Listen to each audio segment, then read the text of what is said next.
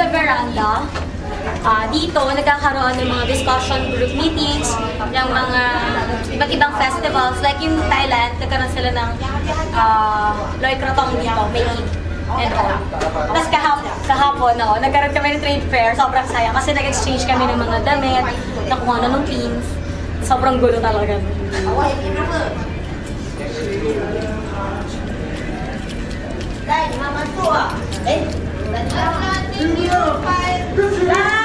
Ayan, nakikita nyo ngayon, ang busy natin Adrian Del Monte sa Erling. Adrian Del Monte. So ngayon, dahil sabi ko nga, nagkakaroon ng mga meeting dito, makikita nyo ang mga PPY na sobrang busy para sa Farewell Festival. Nandito ay Adrian Del Monte. Yan. Isa pang V, Maylin Velasquez or GI. Syempre, ang aming Yellow Flower na YL na Celine. So ngayon, guys, say hi to the PPYs. The next PPYs. Xin chào. Mabuhay. From what location are you? Nakakaloka. Magsabi naman kayo ng message para sa susunod ng mga PPY. Anong kailangan nilang gawin? Mga susunod ng PPY, handa kayo. Handa kayo po. Pag gumawa kayo ng ganito, dapat merong kapalit. Di ba, YL? Thank you. Ayun lang. Sa PPY, maganda ka na maraming papalit sa mga PPY sa regalo. Lahat ng ginagawa may kapalit. Ang ganda ng message nyo, yun lang. Ciao, bye na. Bye-bye. Bye-bye.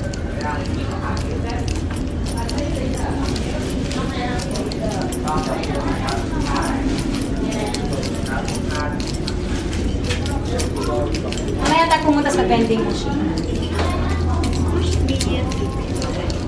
So ngayon, nakita nyo naman dito kung saan kami pwede mag-print ng mga pictures for just 100 yen or 50 pesos. Yan, makakapag-print kayo ng any picture from any storage device dito. So, kung galante ka, yan, print ka dyan. Insert your media. Bebe! Dali mo na. Your media is accepted. Press OK to read the file you selected could Okay. push media to the then press OK.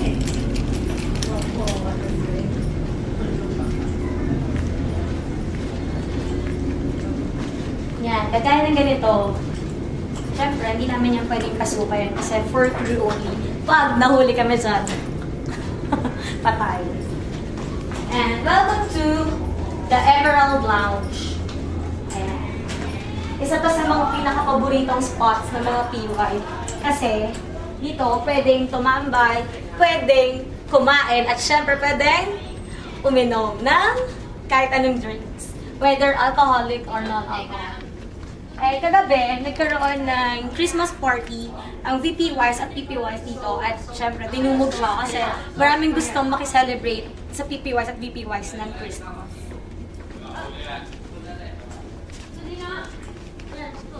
Manot! Sundan na.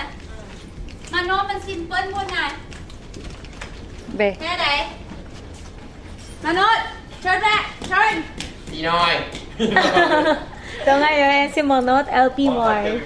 Come here, Manot! He's a candidate for Miss Fujimaru. Say something. Mabuhay! No!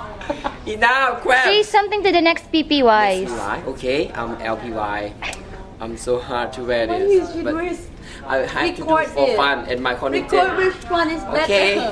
See you. Maybe I will go to Philippines for the reunion. I will be welcome to Laos.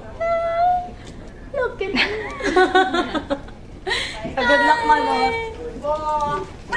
Bar. Piano. Ayan.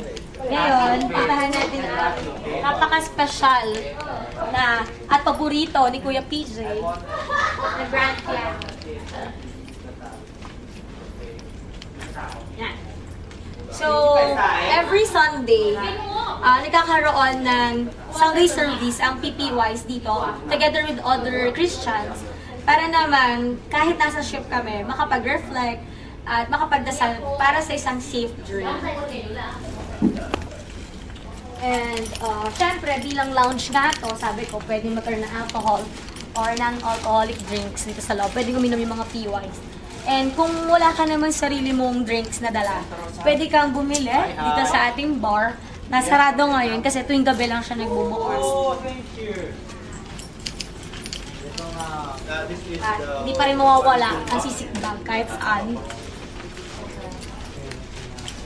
Dito daw, sa ating music hall, pwedeng mag-record, pwedeng mag-play ng kahit anong music na gusto mo marinig dito sa lounge habang may party. And after the party, syempre, you have to clean your own stuff and segregate your garbage into plastics, cans, bottles, and PET bottles, as well as paper.